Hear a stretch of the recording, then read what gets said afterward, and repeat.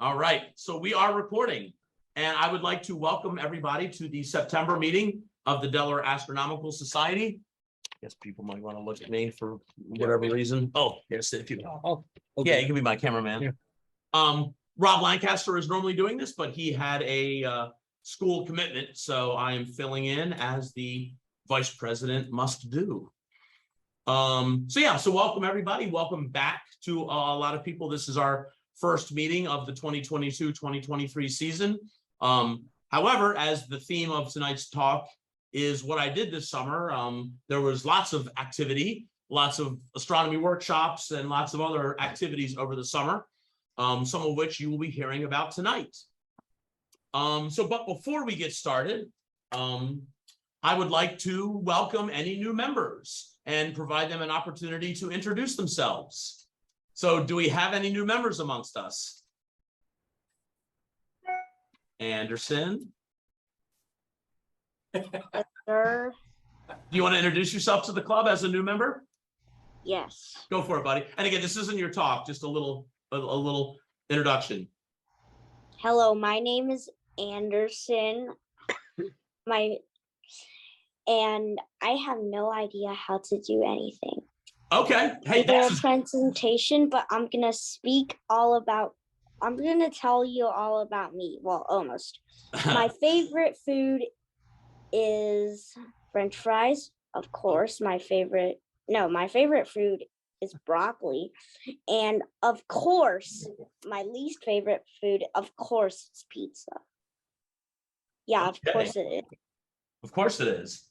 Awesome. Yes. And Anderson, do you want to tell people what grade you're in? Yes. When I was a kid, well, I am still technically a kid, but when I was like a little kid, when I was probably like 5, I just got the interest of astronomy. And yeah, that brings me here right now. That's awesome. And not to put any pressure on anybody, but just as a little bit of foreshadowing. So Anderson joined us last week or 2 weeks ago at one of our astronomy workshops. He is probably one of our newest members, and he's actually going to be sharing a talk with us tonight. So Anderson will introduce, we might have a couple of other new members or guests, but we'll introduce them and then we'll circle back and let you do your talk. Are there any other new members amongst us?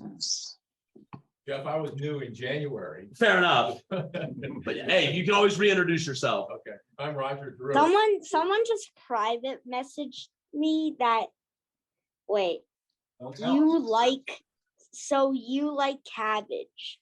Yes, I love all right. Cabbage. Cool. Welcome, Roger. Welcome, Roger. So anyway, I've been at a couple of meetings. Yeah. And my interest in joining was to learn more about telescopes before I buy one. Mm-hmm. Perfect. Once you big oral and yeah. You can sample a lot of things here. Yeah. Awesome. Get out of my speech. Any other new members? Any guests? No. All right. Well, again, just a big round of welcome to our new members and welcome to all the DAS members here. So actually, here it is. All right. So yeah, let's just jump right into the talks. And I'm actually, because these are just a bunch of mini talks, I'm going to kind of mush announcements and mini talks. So if people have announcements and I'm not getting to you right away, we certainly will. But for the sake of our youngest member here tonight, we'll circle back, and Anderson is going to be giving us a presentation on Altair and Vega. Yes, I am terrible at presentations. Oh, you're gonna do it. You're gonna do a great job. In fact, maybe we should let some of us do presentations so you find out how terrible all of us are, and then But you're gonna do a great job, buddy. Go ahead. The screen is all yours if you want to start sharing. Okay. Okay, now let's hit the cheese. Okay, can anyone see this? We see looks like a tablet desktop right now. Exactly. Cool. Okay, so here's the introduction. So this all began at Chinese Valentine's Day. So first, you guys know Cinderella, right? So first, Altair was treated as Cinderella. He had like a mean sister and a mean brother who treated him very poorly, and they kicked him out of the house with a cow, and the cow started to talk. Altair, go to the nearest pond and wait for the goddesses to come. And then when they take off their clothes and get ready to go into the pond, take the pinkish red one. So Altar did as he was told by the cow, and he was also amazed that the cow could talk. So he saw a big cloud coming to the land. It was the goddesses. They took a dip inside the pond, and Altar accidentally coughed, making all of the goddess been scared away. But one of the goddess was still in the pond because the pinkish red clothes he had taken earlier. He said, I will give this to you only if you marry me. And the goddess agreed. But then she was taken by a lot of guards. And when I say a lot. But the guards agreed they can reunite together every September. Is it September? No, every July 7th. And they can meet up like that. There's the cow. Cool. Here's the pictures if you want to see more. Those are beautiful paintings, Anderson. Where did you get those from? There you go, Google. Aha. Okay. Oh. And then you type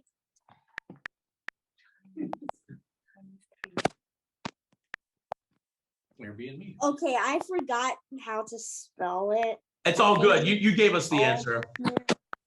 And Vega. That's sorry.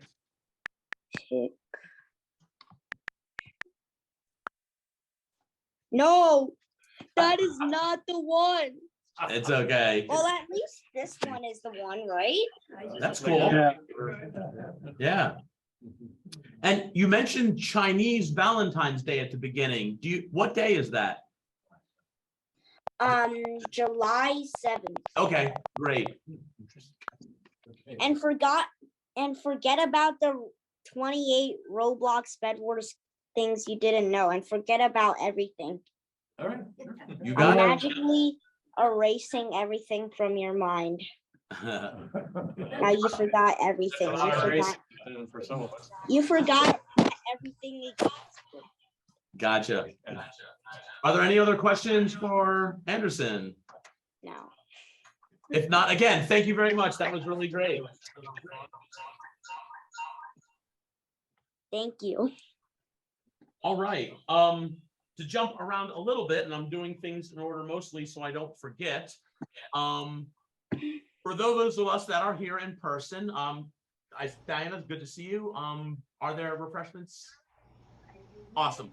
Yeah, I was gonna make that segue. So yeah, Diana, per usual, brought great refreshments tonight. So for those of us that are here in person, please feel free to hang around after the meeting and refresh. For those of you on Zoom, either hurry over here or go in your own fridge and find something to eat. But in conjunction with that, Diana actually I feel like it's been a few years, has been regularly bringing refreshments. But for October and November. My New Year's party's on October the 13th, so can't bring refreshments then. Probably not November either. Gotcha. So we will be looking for a substitute volunteer to bring refreshments for the September and November meeting. again, basically, whatever is brought in is always very, very welcome. And there is a $30 budget for that. So effectively, Bob will give you $30 and you'll go out and get whatever you want and the club will enjoy it. So if you, Not cabbage. yeah, I'm sorry, Chris, was that? Got it. Did I hear someone volunteer already? Cool. Do you have a preference? I am. Okay. Anyone else willing to do one of those 2 months? Okay. Yeah. So Chris Horrocks has October, and we're still looking for somebody for November. Obviously, we don't need it to happen right now, but if you want to reach out to myself, actually probably be easier if you reach out to Diana. She might be getting packed up. So, is that it, Chris? Is that it? Okay. Yep. All right. Well, again, just wanted to plant that seed. Thank you, Chris, for volunteering for October. And if someone is willing to do snacks, and again, it could be any combination of homemade, purchased, whatever. So Diana, again, just really wanted to give a big thanks for all the refreshments you've been bringing over these years. And we welcome your return with better knees, right? Boy, I better be able to play tennis again. Yeah. So actually, I just think it's maybe everyone, because of all, maybe give a quick round of applause and thanks to Diana for all the refreshments that she's been bringing. All right. Next up, Lynn, calendars. Okay, I have actually 2 extra calendars, because anybody is interested in. I'm interested. Okay, and that's the answer, that's 2. That's it. Anyone else? We're gonna go to an auction. That's Go on. I'll bring them in. it. Very much. Yeah. It's, if anybody else is interested, contact me and I can put in another. Do a second order. I can put in another order for that. Cool. Yeah, just to repeat, I'm not sure how well you, if anyone else would like one of the astronomy calendars, either contact Lynn directly. If you don't know how to contact Lynn, just, I would say, put a post on the groups.io and I'm sure Lynn will see it that way. And again, Lynn, thank you for many, many years coordinating that. $12.99 if you order it. Yeah, $7 through the club. yeah, sticker price is $13. Lynn gets them for $7, so Yeah. cool. And if anybody's interested, email me or contact me through the groups and. And are you good with everyone that pre-ordered? Yeah. Getting square with you? Cool, awesome. Awesome. Okay, next up, Mary, would you like to make the book club announcement? There she is. Yep. Excuse me, I have to go right now. Anderson, thanks for joining us tonight, buddy. Have a good night. We hope to see you Bye. again soon. Bye. Goodbye. In case you were wondering, this is my dog. Bye. Bye-bye. Bye, dog. Oh, can I comment? I just recently. It's a tough act to follow. Yeah, I'm sorry. Go ahead, Jim. I recently picked up a book by a woman astronomer, Jo Dunkley, called Our Universe, and it's really excellent. Our universe. Our Universe. Cool. If someone online wants to do a quick search and maybe put an Amazon link to that book in the chat. Our Universe by the author's name again? Jo Dunkley, Dunkley. Cool. Good recommendation. And actually, It's bringing me up today. hold on a second. What is going on? Somebody's. Oh, okay. somebody's on mute. Not on mute. Yeah, I'm not. This is more informal. I'm not worrying about the muting. Cool. I'm sorry. Yeah. So you've already read it. It was pretty good. I'm halfway through it. Gotcha. The first half or the second half? It's one of these books that's very readable and you can steam your way through, but she does refer forwards and backwards if you want to look up something again. Okay, cool. Cool. Thank you, Jim. All right, and actually, while we're on that note, Marianne, we will be to you in just a second. Greg, do you want to jump off of that and do your little mini book review? It's not a review, Ah, but this book arrived yesterday, or this afternoon, actually. I had pre-ordered it. It's Neil deGrasse Tyson's latest publication, and it's called Starry Messenger, after Galileo's Starry Messenger from 1609. But he's now taken a cosmic perspective on the world and viewing things from the bigger picture. wow. Talks a lot of the astronauts that have gone to the space station or out to the moon have often said when they look back to the Earth, you don't see country lines with dotted marks, you know, it's a whole one thing. And that was one of the lead quotes in here from the astronaut Ed Mitchell, Apollo 14.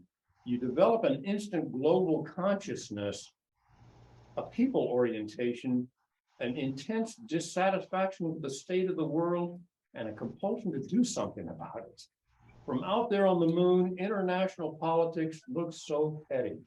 You want to grab a politician by the scruff of his neck and drag him 250,000 miles out and say, look at that. I want to do that's- that most every day. Yeah, That's a whole kind of separate. the theme here. It just arrived today, so I haven't read it yet, but Awesome. looks Good like pitch, it'll be Greg. a good, interesting thing to see. Cool. Awesome. Thank you, Greg. All right, Marianne, while we're on the topic of books, the book club. The book club. On September the 29th, which is a Thursday, our traditional meeting day, the last Thursday of the month, the book club will meet to discuss the book About Time, A History of Civilization in 12 Clocks by David Rooney. The book was recommended by Jim Barclay, DAS member, and Jim will be leading the meeting. The meeting will be held at 2 p.m. in the afternoon via Zoom. And the meeting time, which is normally in the evening, has been rescheduled to accommodate the author, David Rooney, who will be joining us from Greenwich, England, appropriately enough, for a book about time. And Robert and I read the book and we absolutely loved it. It's about 10 hours on an audio. So if you have the 12 clocks, you're roughly a chapter a clock, less than an hour per clock. It takes a very political and social perspective on time as a means of control throughout time. So it's a social history in addition to being science. That appealed to us. It did appeal. I've already received feedback from other members, and that perspective did not appeal to them. They really were looking for just a strict science read. We are greatly honored to have David joining us. His parents were in the clockmaking and restoration business in 1982. So when he was 8 years old, he talks about going throughout country houses and museums as a young boy with his parents across Scotland and the north of England, restoring some of the great clocks. He was a curator at the Royal Observatory in Greenwich, where he was curator of timekeeping. And you can imagine how revered he was to have achieved that position in England. While there, he wound the celebrated marine timekeepers made by John Longitude Harrison, who I think everybody in the club has read Longitude by Davis Sobel. So we're really looking forward to asking him about that experience. And he also was a a technology curator at the Science Museum in London. So he comes to us with an incredible background. He's a fine writer. The book is available through the Delaware library system, through Hoopla, which is their digital media provider, and also at Amazon online, via Audible and audiobooks, and through a Kindle download. So we hope you'll be able to join us, even if you've not read the book by the 29th, just to listen to David. Thank you. Great. And Marianne, your audio cut out at a couple of moments. Just to sum it up, could you give the author, title, date, and time, just to sum it all up? Yes, the book is About Time, A History of Civilization in 12 Clocks by David Rooney, Rooney. And the date is September 29. It's a Thursday, and we'll be meeting via Zoom at 2 p.m. We've been asked not to publicize Zoom links, so we will mail it to anyone who's signed up for the DAS book club, but I also broadly send it out to anybody on the listserv, or anyone who's signed up for DAS membership is on the roster with an email address. They will Awesome. receive. Okay. Mary, all Thank that came through clear, so thank you for repeating. you. Thank you. All right, any questions about that? Great. Next up, Bill, the AP Sig. Yes, very quickly. Originally, we were planning the September AP Sig to be at Rick Spencer's place, where we would let people set up telescopes and do imaging all night. Unfortunately, Rick's kitchen remodel has gotten later and later and later, and now it's not really possible to meet at his place. So we will be meeting on Saturday, this coming Saturday, September 24th at 1 p.m. on Zoom. And the announcement and other information will go out over groups.io. Great. That's it. Will there be a topic for that meeting, Bill, or just? We're going to talk about computers in terms of choosing Windows computers and building your own computer. Great. Yeah, just, a little plug for some of our newer members. Bill's been running the AP Sig again, 20 and change years, right? Yes. And so, we've had a couple of new members come in and asking about astrophotography, and Bill, actually, you responded to somebody recently on the groups.io with the best answer, which is anyone who has an interest in astrophotography. Really, the two best things you could do would be get involved with the AP Sig special meetings and then come out to the Tuesday workshops, which actually I probably should explain as we have some new members. So the third Tuesday of every month, we meet formally for a general meeting as we are right now. But all of the remaining Tuesdays, we have what we call astronomy workshop, which is a much more informal, casual gathering where people are either hanging out, chatting, working on different projects, fixing telescopes, but often there's a little sidebar discussion about astrophotography, be it gear or image processing or whatever. So two great opportunities for anyone that really would like to come up to speed on astrophotography. All right, thank you, Bill. And of course, the groups.io is a wonderful conduit for astrophotography questions, book club questions, any questions. We certainly always encourage a lot of good activity on the groups.io. I think, Todd, did you want to jump off and talk about outreach? Yeah, real quick. Just want to remind some of the members to keep their eyes open for groups.io. We're always looking for volunteers for outreach. The COVID kind of put a kibosh on a lot of our activities there for about a year or two now. And people start to claw off from underneath the logs and stuff and poke their heads out. I've had a couple of requests. Some we can accommodate, some we cannot. Right now, my most pertinent request is the YMCA of Kennett Square. Now, I had two people tell me they were interested. I'm still waiting to hear back on a date. Right now, I proposed the 30th of September. So if anybody's available around that time, I believe that's a Friday night. I'll double check that. But that's something that, you know, we're always looking for more members to volunteer, and we're probably going to have more and more of these opportunities to present themselves. Are they looking to bring out telescopes, or they want a program, or what is their wishes? The YMCA was just looking for a night under the stars. I don't think they were looking for any kind of particular type of program, but just, you know, a bunch of guys up there pointing stuff, saying, oh, look at that. You know, this is what it is and how you can get to it, that kind of stuff. So so a non-telescope event, Todd? No, it's a telescope. They want you to bring your telescopes. Yeah. Okay. Yeah.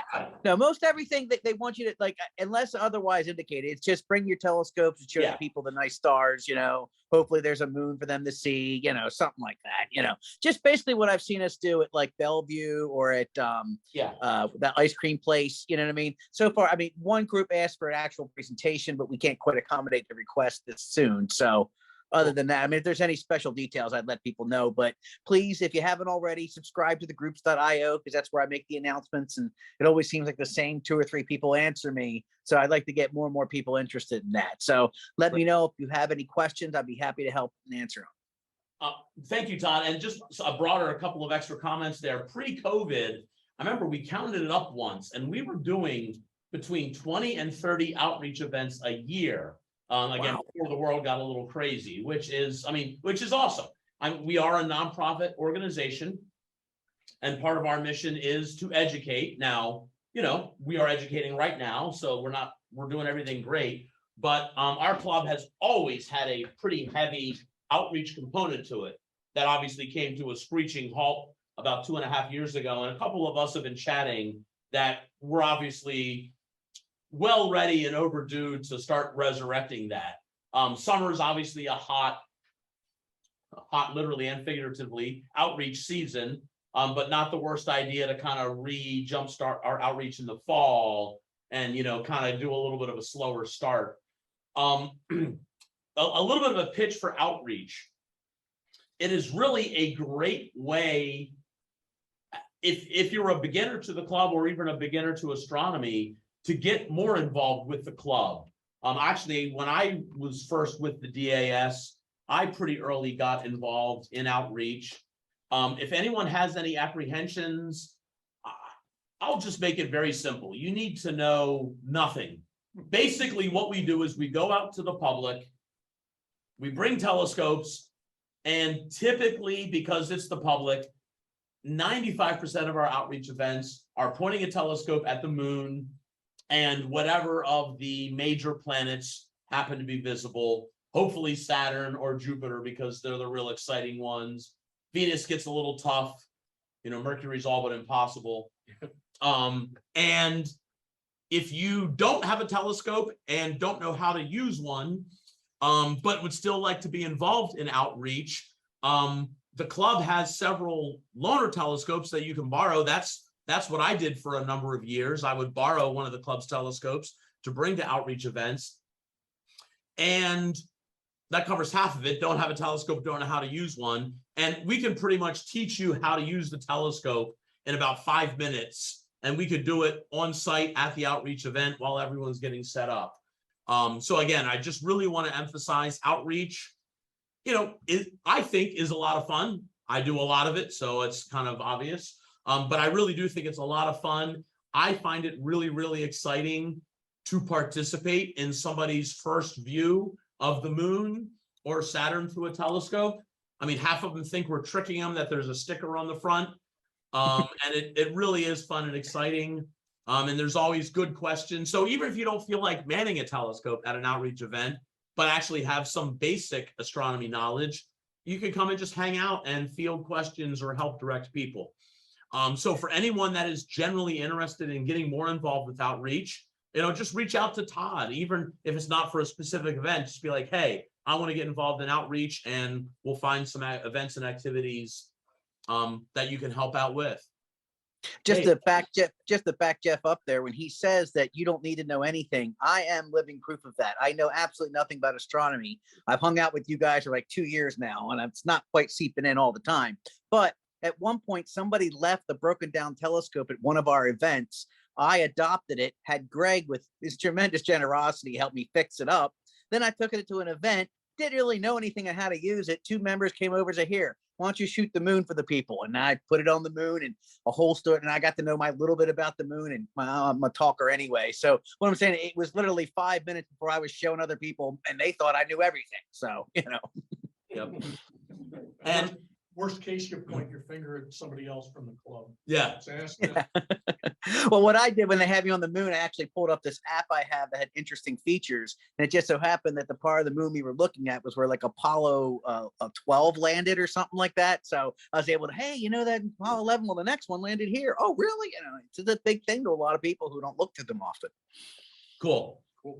Dave. On the same note as outreach, the learning lectures are going to be starting back up again. Ah, yes. Yeah. So it's October 12th, 7:30 at Clayton Hall. Oh, cool. It's Dr. Jonathan Looney of Cornell University, and the talk's going to be looking for alien life in the oceans of our solar system. So that should be a pretty interesting talk. So if you're interested Cool. in getting a little bit more formal, Yeah. but Clayton Hall, October 12th, 7:30 p.m. And if pre-registration is required, but there's no charge. There's no charge. There's, if you go to the Mount Cuba website, the information's there, and you fill out the form. Would you want to shoot a note to the groups.io with the appropriate link in it? Yeah. Real quick, Dave, I did pre-register, but I haven't heard anything back about a confirmation. You know when those are going out? You're not going to. You're You're not gonna not get, going to. it's more. Oh, okay. I just had to put my name on the list then. Okay, because I thought last year something else, or last time it happened, there was a receipt or something saying you've been approved or whatever. Okay. Yeah, just show up. It's I want to come back to the volunteering for the outreach. yeah. It's not just for our outreach. I've seen it for other things too. If you want me to volunteer for something, you got to tell me what you want, when, where, what time, what kind of program we're going to do. I need specifics.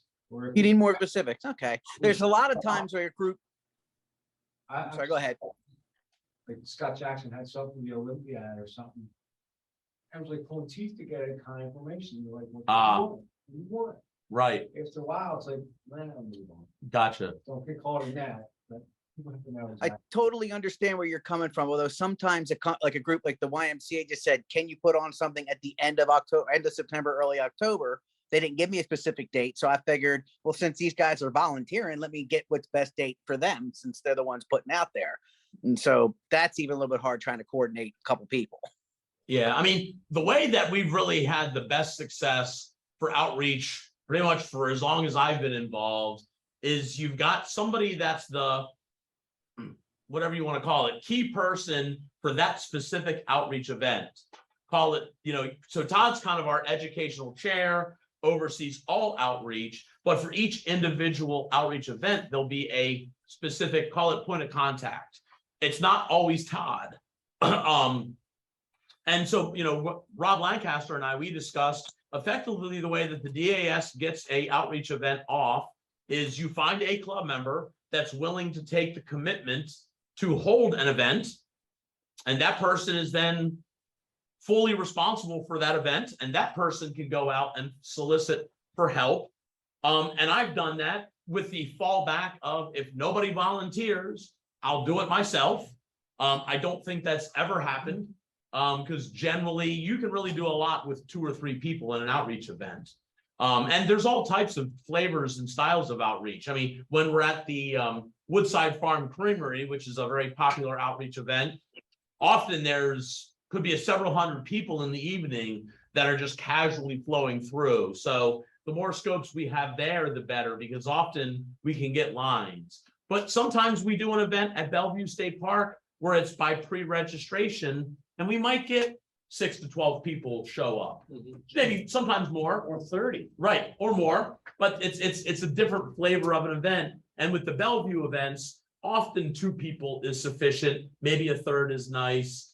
So I think, to me, that's really the way to handle it, is you find the point man for a specific event, they take the commitment, and it's off and running. So but yeah, Todd, I think it's something we need to continually discuss. I think there's also, what would I call it? Inertia. I don't know if it's the first or second law, but that, an object at rest will stay at rest. And right, we've all been at rest for 2.5 years. and it might take a little bit to kind of get us all moving again. So, with some I figure patience that's why and- I poke the group. I say, Yeah. I remind people what, it's an aspect of what we do. Yep.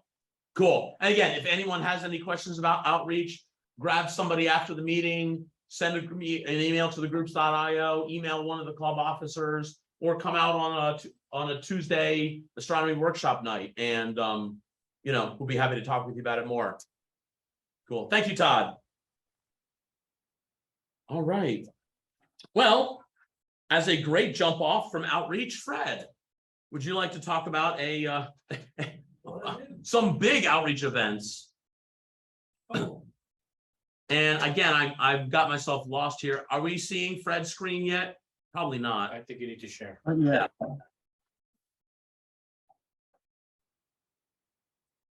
So let's do this. Yep. And let's do this. There you go. Is that the first? Are the Zoomers seeing Fred's slide, a field with telescopes on it? Yes. Great. All yours, Fred. Thank you.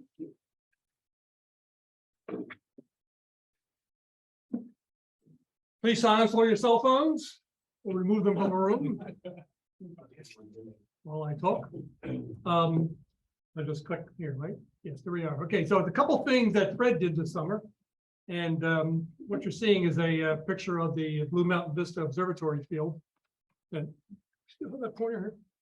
Should be around somewhere. There's a stick, yeah. Please don't hit me. Just get you out of the way. That's Fred's scope there, my 18-inch f4. This here is Steve Lebrez's. This here is Al Van Perdy's 22-inch Obsession Ultralight. And Evil Knievel's telescope. I keep getting his name, but he's a nice guy. He's from the DVAA club. Anyway, good observing buddies all. Anyway, I'm not here to talk about the Blue Mountain Vista, but Friday Night Lights on the day after Chinese Valentine's Day, last July, there was an email I sent out asking for volunteers. We got a bunch of volunteers. Most of them showed up. It was a really pretty poor night that night, but the music was good. The Flying Komorowski Brothers and the Sweet Lizzie Project. The music was fairly loud from the hill where we were set up at, and it was very clear. So I don't know what it was like in front of the stage, but we were behind it. There were a number of craft beer people there, plenty of stuff to eat and drink, although we had to pay for it this year. And I had the pulled pork sandwich, it was very good. And the line to that food truck was fairly long. This was the early part of the evening. That's the telescope I brought. My 80mm stellar view on a, what is that mount? GTI something.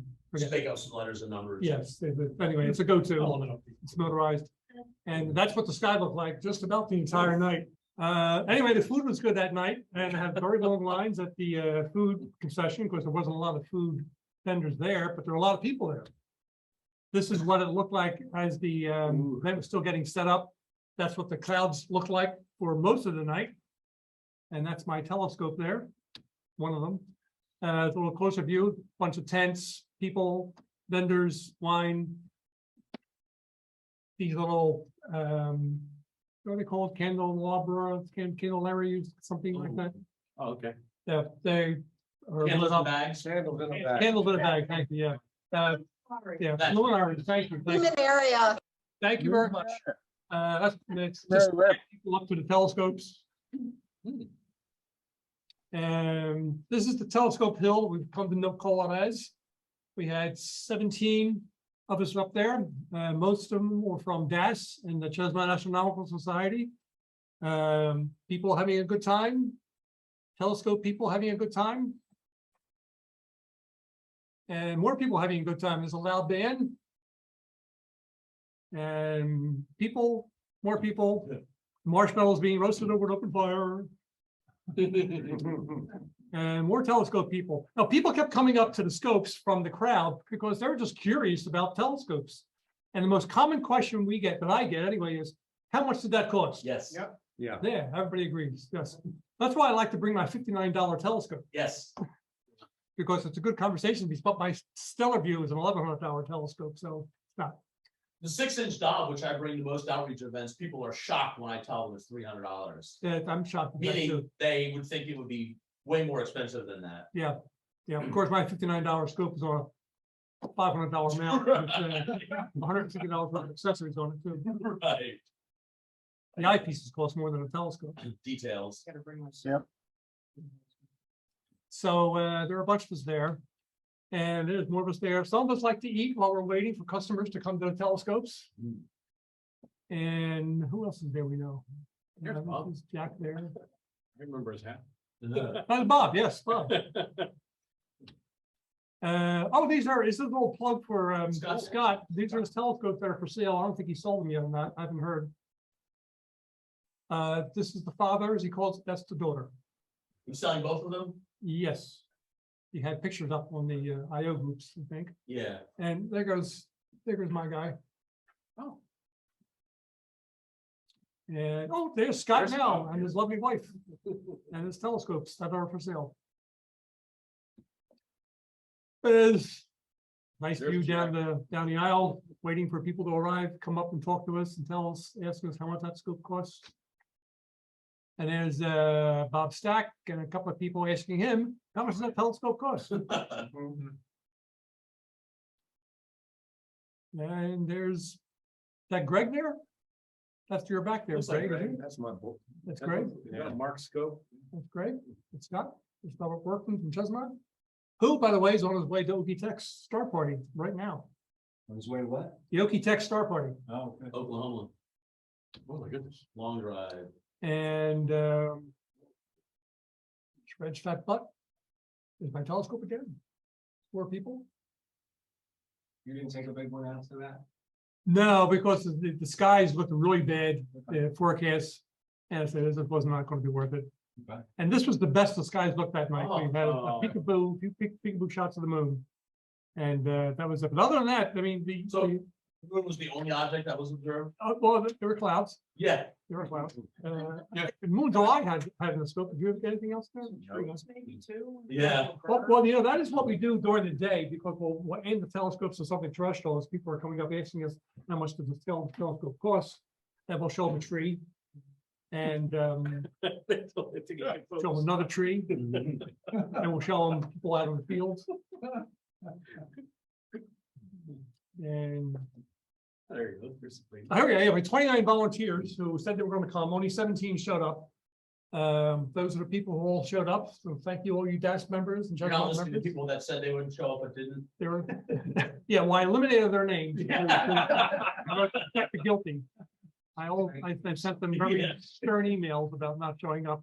Now, some of the excuses I got were, well, the skies are gonna look pretty bad. I don't think I'm gonna come.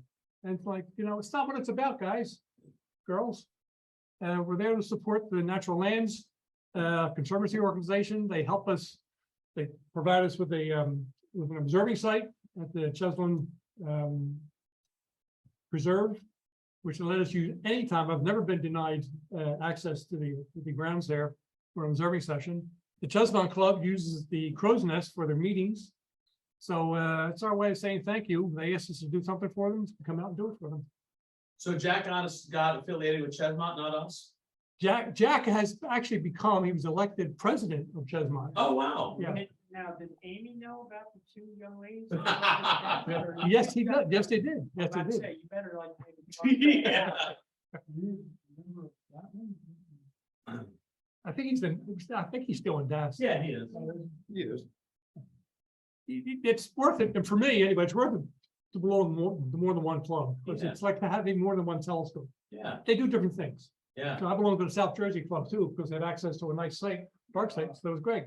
Down in South Jersey, they're both playing state forest. You get 6 mag limited eye, naked eye limiting mag skies down there. It's only an hour and 25-minute drive, and you can make it down there and back in one night. Still get a good, nice dark session. Similarly with the Blue Mountain Vista, where Frank Colosimo's place is, which I'll get into more with the next one, because Chestnut did Starfest. It was their first major outreach event. So back to Friday Night Lights, how many attendees? Oh, I'm sorry. Yes, they were always a sellout. and they usually sell out about 800 tickets. But 800 people did not show up. I think they told me about 450 to 500 showed up that night. Wow. Yeah. Because there's, oh no, it does cost, right? Yeah, it's like there's 35 or 45 hours. So I mean, several hundred people paid that and then didn't even show up. Yeah, well, it all goes to where Yeah, it was. You know. Exactly. But I think part of the payment is tax deductible too. So- Yeah, And people, if they see rain in the forecast, they're not gonna right. come out too. And they had some kids there this year too. I was surprised.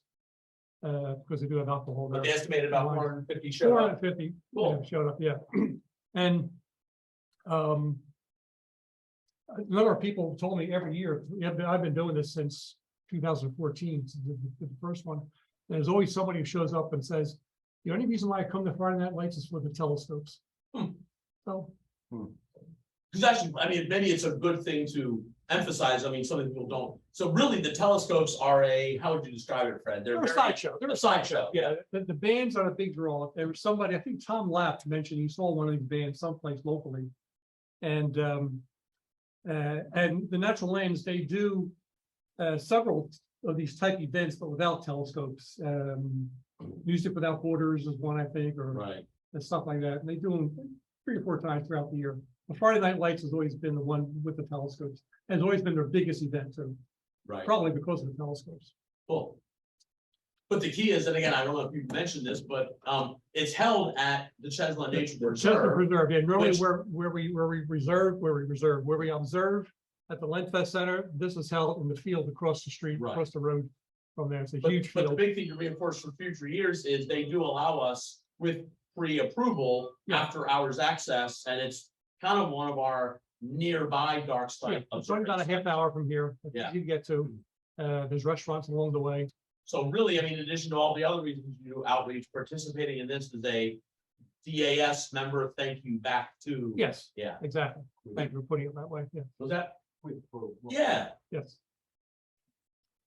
And there was one year we didn't get to use that field because, excuse me, Jerry Lentfest, who passed away a few years ago, he was a major contributor. He actually bought the land for several $1 million he paid for the Chesney Reserve.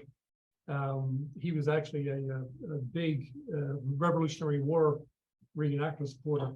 And the week that they were going to be holding Friday Night Lights there, they were doing a Revolutionary War reenactment on that field, and they didn't want the field mowed. So Jerry got his way, and we had to go across the street. Okay, so Chesmont held their first major outreach event since the pandemic. They've done Starfest each year since 2019, but it was done virtually with about 30 to 50 attendees via Zoom. They had Phil Harrington 1 year talking about his binoculars views. Mike Menzel, I think, did another year, who spoke at DAS dinner meeting one year. This year, Chesmont, Rob Cordavari, who coordinates Starfest, is a major coordinator. He's not the only one who coordinates it. He and Marty and a few other people actually do the thrust of the setup and the coordination. But Rob happened to be sitting in on one of DAS's Zoom sessions when Jason Wright was talking, and Rob figured, well, he'd be a really good talker for Starfest. So he got him and his wife to come on. His wife, Julia Krengenau, had a nice children's program that she put on. And Jason did his talk about exoplanets and his search for searches. So this is really a big outreach event. The Rangers participate in it too. This is Rob's wife, Jennifer. She manned the table for sign-ins, bunch of tickets there because Chesmont buys some door prizes to give away.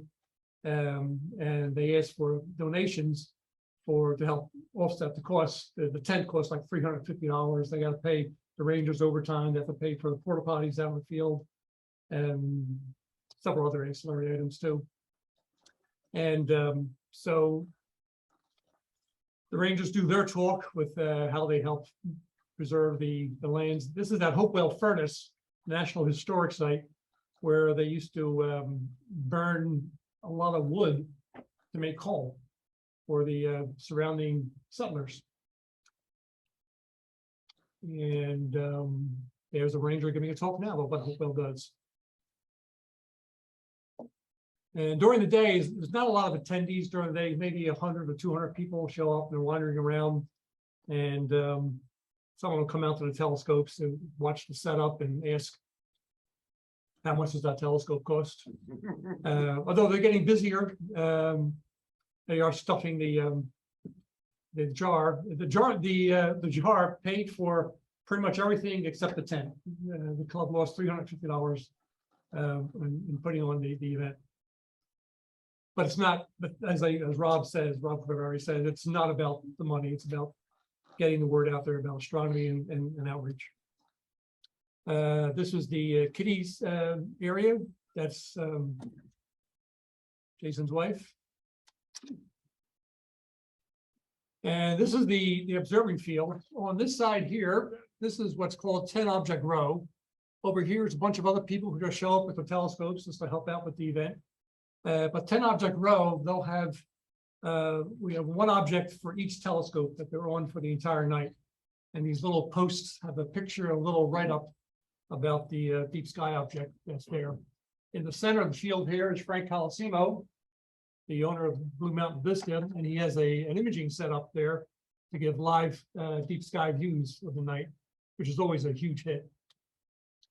Here's Jason giving his talk about extraterrestrial life and people being very attentive. And there's Jason and his family, and there's Rob Cordevari there. This is Marty Howell. They helped set up the tent and do a whole lot of the coordination. I don't know who that is. Oh, I think that's the new guy for Chesmont. There's Frank Colosimo with his rig. So he just sets up in the middle of the field there. As it gets dark, he gets some images there. These are actual shots of the images he had throughout the night there. NGC 5907, M57, M51, M27, M20, M17, M16, and M13. And there's always a huge crowd around there, as you would expect. And of course, he's telling people, these are some of the same objects you're going to see through the telescopes, but don't expect them to look like this. Which they did. Set them up for disappointment. Yes. And here's some people wandering around the telescope, 10 object row. And oh, these are one of the posts is the other side looking at across the way. Most of these guys, they're from Chesmont. They're from, I think they're one or two people from DAS there. Delaware Valley Astronomical Amateur Astronomers were there. The Lehigh Valley Club was there. Just sharing views through telescopes.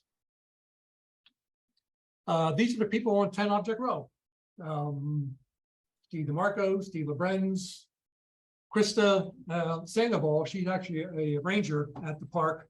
And she was very instrumental in getting us in there to, I'm sorry? C14. No, that's actually a C11, I think. Yeah, it's a C11, yeah. And she was instrumental in helping the park open up to the French Creek State Park, that is, and open up to observing sessions that I've scheduled a few there since. This is Ed, the new guy. I can never remember his last name. Ed B. Ed B, yeah. He's also a chiropractor. That's Jane Goodrich. She was a real trooper that night because the night before she was opening a wine bottle and she jammed a corkscrew into her eye. So yeah, she took her patch off to have this picture taken. And we asked her, so, and she took the patch off and this all this big red veiny eye and black and blue and everything. And said, boy, I hope you went to the emergency room for that. I goes, oh no, I'm not going to the emergency room. It cost me $300 for a deductible. Okay, that's only your eye. There's Jack. This is Carl Kreisley and his wife Sherry. They were both founding members of the Chesmont Club back in 1986. There's Jack, looking dazed and amused. Jack, I was wondering where you put the dog. There's Lionel Sandell, and that's Freddie. And my $59 telescope. Well, my $500 mount with $150 worth of other accessories. Oh, these are the winners of the Oh, we gotta grand start prizes. This fellow won the astronomy book. She won the binoculars. This guy won the StarSense Explorer DX telescope. And that was it. How many attendees of that event? Oh, good question.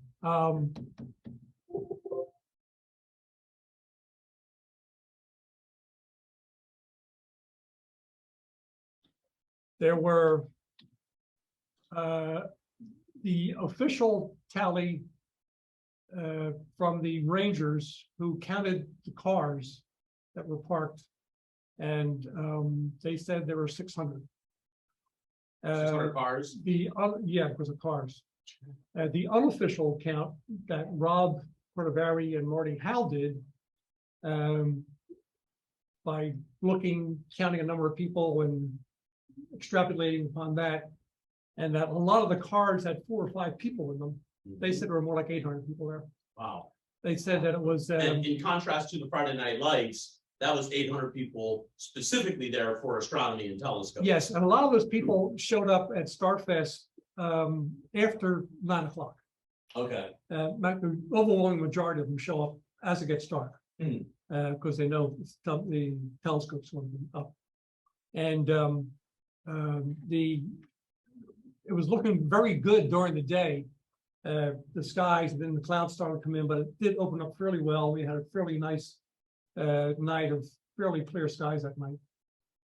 And the lines at the scopes were really long. I was busy from when they dismissed the crowd at the tent where the talks were. It was about 9:15 when they gave out the door prizes until 11 o'clock, 11:15 that night. And the lines didn't stop at the scopes. It was a busy night. Wow. So cool. Thank you so much.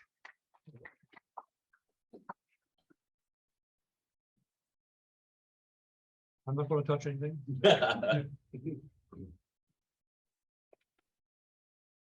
All right. Double check my notes here. I think we have a couple more talks. Yes. So actually, we're going to shift a little bit. Actually, I think we have 2 more talks. Sid and myself. Was there anybody else that had something to share that I'm missing? So Sid and I are actually both going to be giving updates about some, club activities that we've been up to over the summer. I'm sitting here, Sid, so I'll just go ahead and jump into it. Sure. A project that I've been working on is, as we've been outfitting and equipping the Sawin and the pods and getting them ready to go, those telescopes, most of them are great for visual observing and astrophotography alike.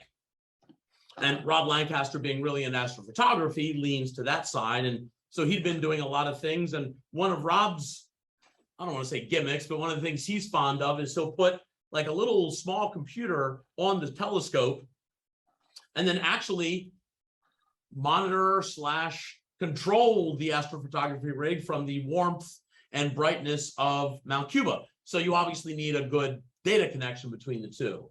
And up until a month or so ago, the way that we got internet down to the Sawin was there was a set of antennas, a transmitter and a receiver that beamed the internet down to the Sawin. And then obviously the Wi-Fi trickled, to use the best word, down to the pods. And I don't want to bore people with numbers, but suffice to say, it was great. It served its purpose, but it was very, very slow.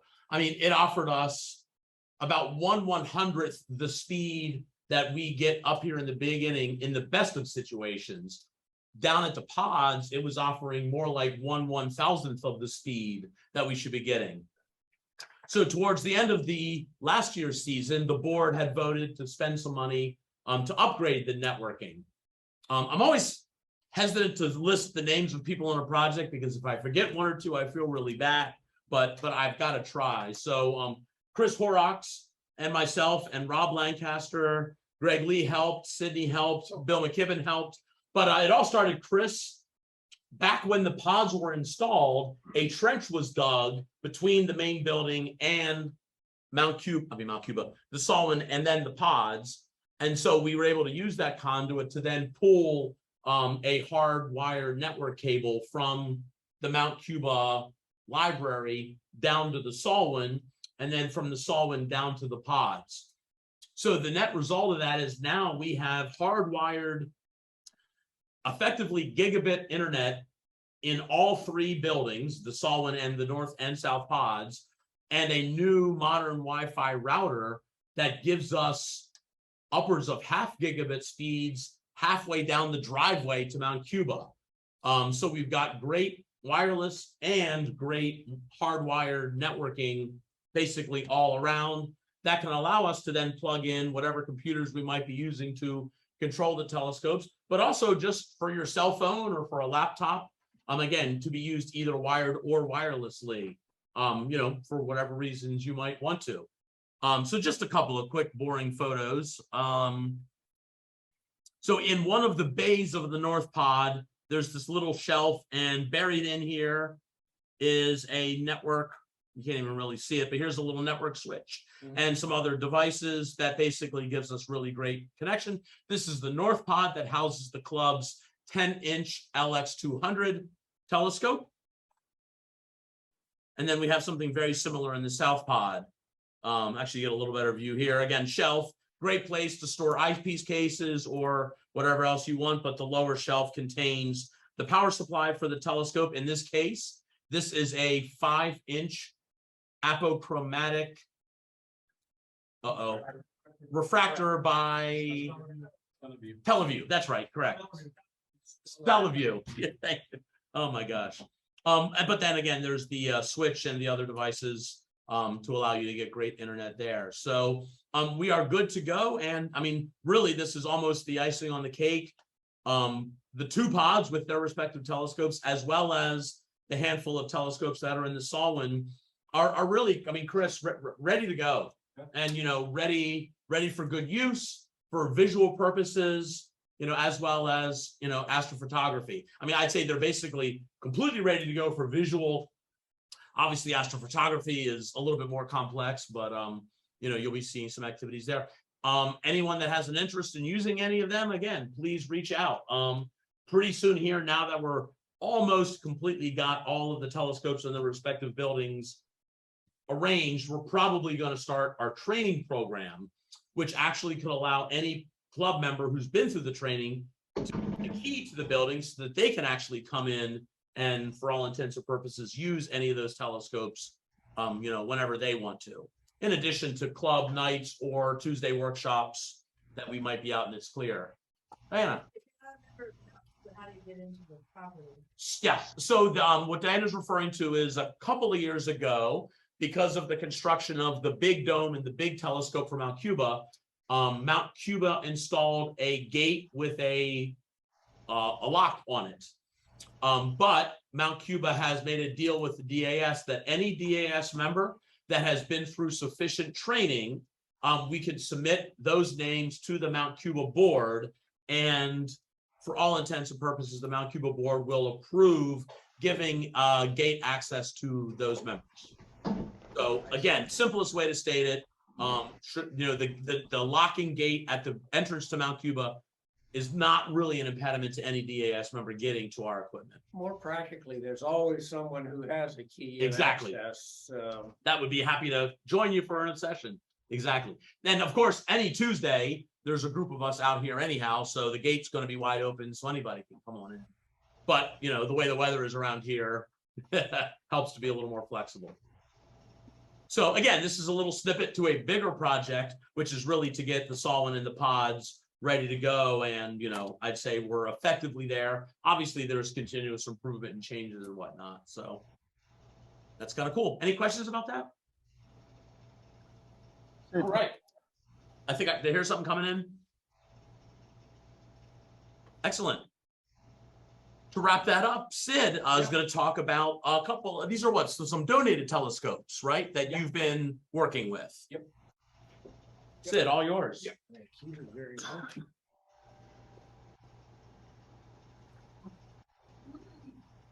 Okay, can you guys see the picture? You see the folder. Yep. Okay, let me start with this one. Now, this is about the Evolution C8, which was donated to us by Ted Trevorrow. And okay, this is what it looks like. As you can see, it's got a nice JMI case there. We've got wheels, and this is the stand that goes with it. So it's pretty portable. This is a loaner scope. This is we plan to make this a loaner scope because Rob's always been wanting to have a go-to loaner scope that people will use. So this is a pretty fine candidate. This is what it looks like when it's all packed in, and it has, of course, the Evolution C8 OTA here, and this is the Altaz mount, go-to mount.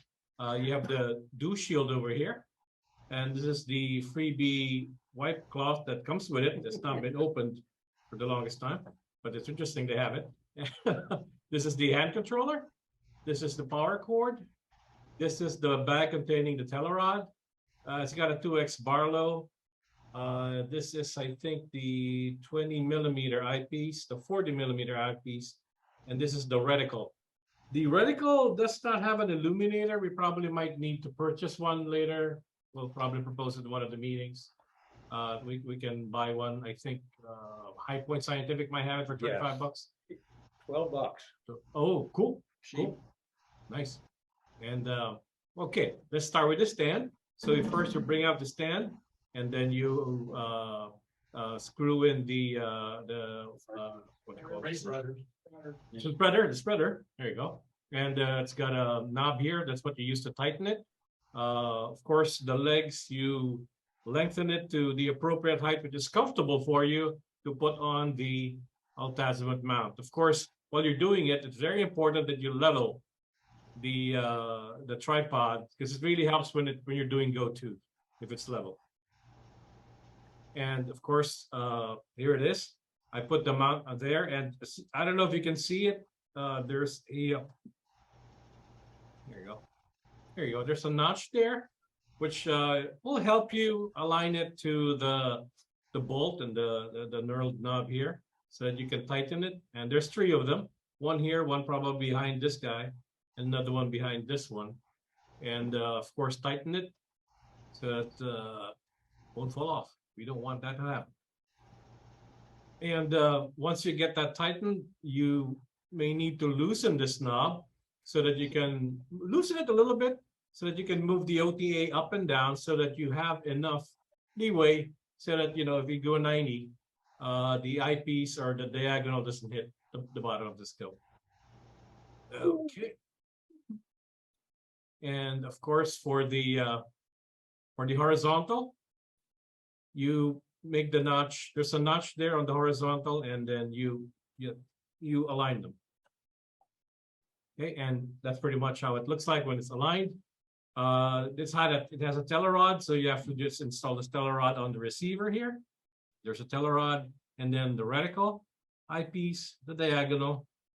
The orange is a good way. It's pretty much a knob, so it's easier for you to tighten it or loosen it. This is for the altitude, and this is for the horizontal. And let's see. Yeah, this is another view. I just like to emphasize that this thing has got Wi-Fi. So it emanates a Wi-Fi signal, which you could use to connect to Celestron's Sky Portal app. You can download that for free, and then you can connect it. But that's part 2 of what we're planning to do. For now, I'm gonna teach you how to do the manual alignment. And of course, from here, this is where you connect the hand controller, the power supply. Although for Celestron, these are all aux ports. I think it's aux 1, 2, 3, and 4 is over here. Pretty much the hand controller can be connected to any aux port, but I usually can do it there. There you go. That's a zoomed in view. So you can see it even has a USB output, and this is a power switch. This is just a bolt. Nothing interesting there. And of course, when you're going to remove the cover, there's a what you call this, a carved space there. Track. Yeah, track there, so that when you push it in, you twist it like clockwise to lock. So to unlock, you do it counterclockwise, and then you pull it out. And that will release the cover, and voila, there it is. 8-inch, 203 millimeter Schmidt Cassegrain multi-coated optics. And there you have it. Fast Star. I think this is ready for the Hyperstar, upgradable in the future maybe. And here's the dew heater. There's a notch. Dew shield, sorry. Dew shield. There's a notch here on the side that it's pretty much, you just put it there and then you wrap it around as tightly as you can, so that yeah, unfortunately the brand's backwards, but you do have Velcro, so you can use it to tighten it. And there you have it. Dew shield down the telescope. Okay, now you're ready to align. So when you power it on, this thing's going to come up, evolution, press enter. So you will press enter, and you use the up and down arrows here to scroll the contents. There's Sky Align, there's Auto 2-star, and there's other alignment methods here. What I used when we did our testing was the Auto 2-star alignment. And so you do Auto 2-star and then hit enter. And then at this point here, this is usually where you set up the time.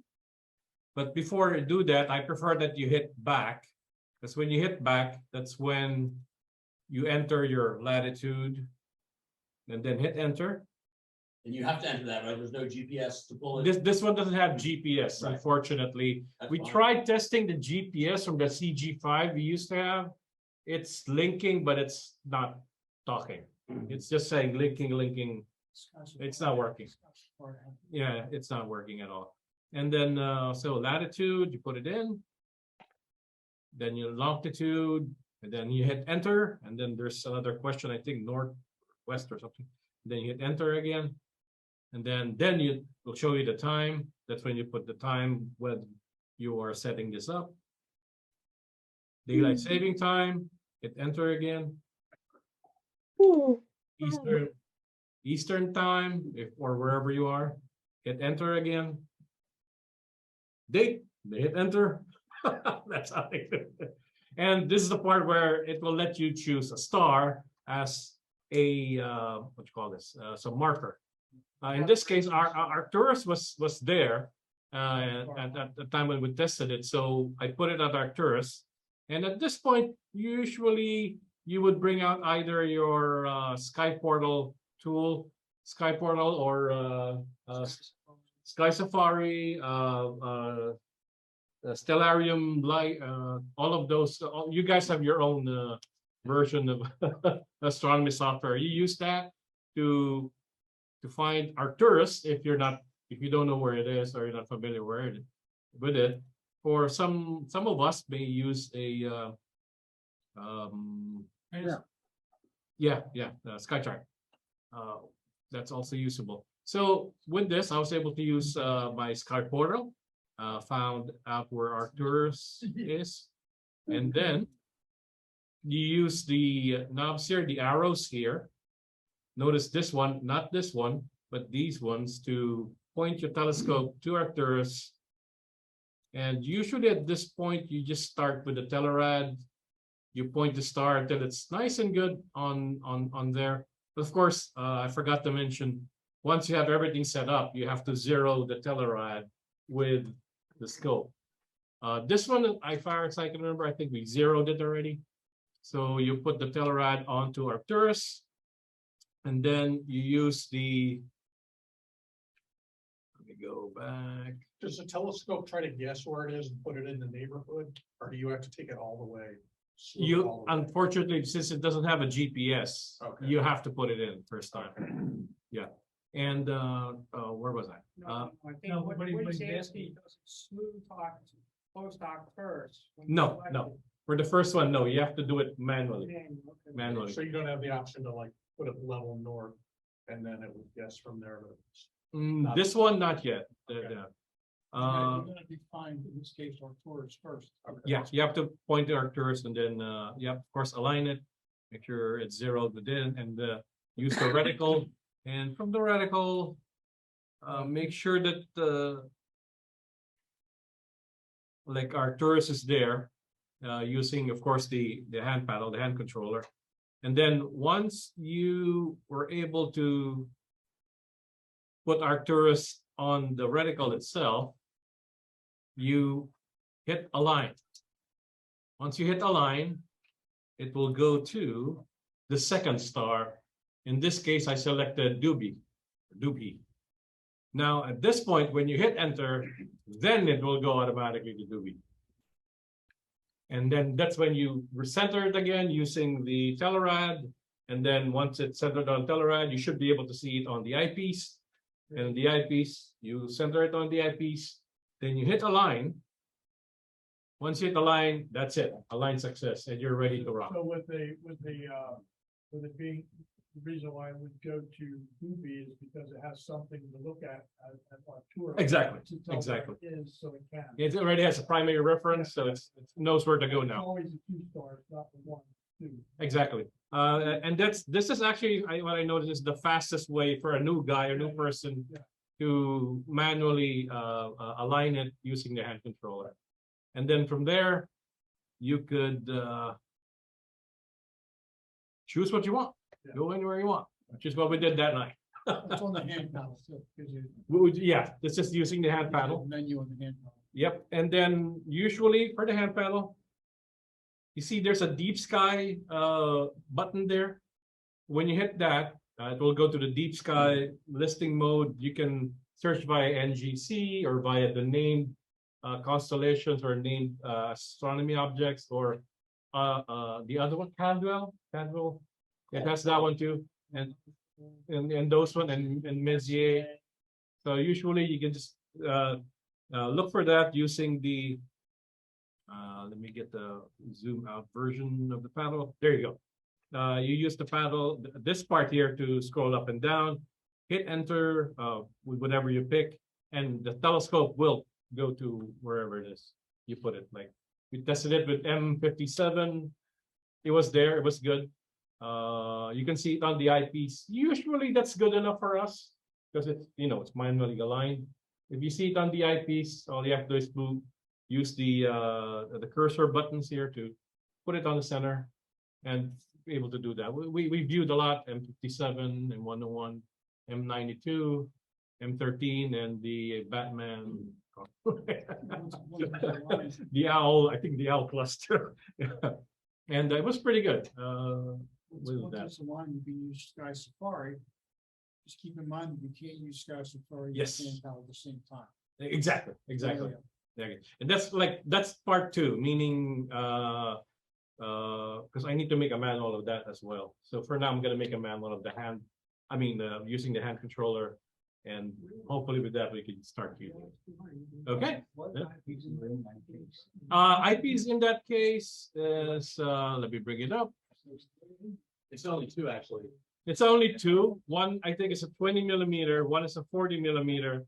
The reticle, I think the reticle is about 25 millimeter if you want to use it, but there's a there's an X in there. Out of T8 and put it in this one. Yeah, so there's room now for a couple more, right? Yeah. Yeah. Let me bring it back up, and I think you have room for one more, if you want. Or if you want to get rid of the Barlow. Yeah. Yeah, but it looks like there's more room that you could plug some up. Yeah. This side here you still have, but I'd rather we put it here because you never know. When people are lugging it around. That's pretty much it. And this is where we put the reticle. What we're looking at now, where are the wheels? Okay, let me go to the wheels. There are the It wheels. doesn't tell me where they are. Go back to the picture you just had. This one here. Yep. I know what the wheels are. Okay, and Where are then they here? the wheels are here. Got it. At the base. Yeah, usually it's good to put it where the base is. So. No? Okay, any other questions? Cool. Yeah. One thing you do to make that thing align correctly, you have to find something, you have to put in the longitude, the latitude, and the time correctly. Correctly, yes. Correct, Or it yeah, won't work. that's true. You need, of course, your hand control. I mean, you can use your app for that. Either, So let's start hand control saves longitudes and latitudes by 10 places, right? Correct. And that It was does, the it does. time, right? Yeah. Yeah, Is you the have- time gone every time you? Yeah, you gotta put the time. in. You have to put the time. I You think gotta it just put the remembers the time, you gotta last put time. the Date and the time. in. Yeah. Yeah, that blows my mind. Every time you Yeah. If you have a GPS module, it will automatically update everything, but Yeah. it's available $189 on Amazon, but we'll talk about it next time. If you guys want to put it there. At least now. Yeah, the we dog got is a phone, the exact same. Yeah. It's not reliable. Cool. So I guess this will be a loaner, but it's not quite ready to loan out yet, but I think we're close, right? We're close. Once Yeah. we make the manual, we'll try it out. Cool. Yeah. Yeah. That's great. No, that definitely, we struggled at having a decent go-to scope. And now we got one. Thanks. And again, Thank you, a Ted. big thanks to Ted Trevorrow. Again, I feel a little bad for the reason, his health is why he donated his gear to us, but that's how it goes. Gotcha. Sid, thank you for putting in the effort to put that together. You're very welcome, man. You're welcome. All right, well, that concludes our program for tonight. As a reminder, there are refreshments in the library. So if people would like to continue to hang around and enjoy some refreshments and conversation.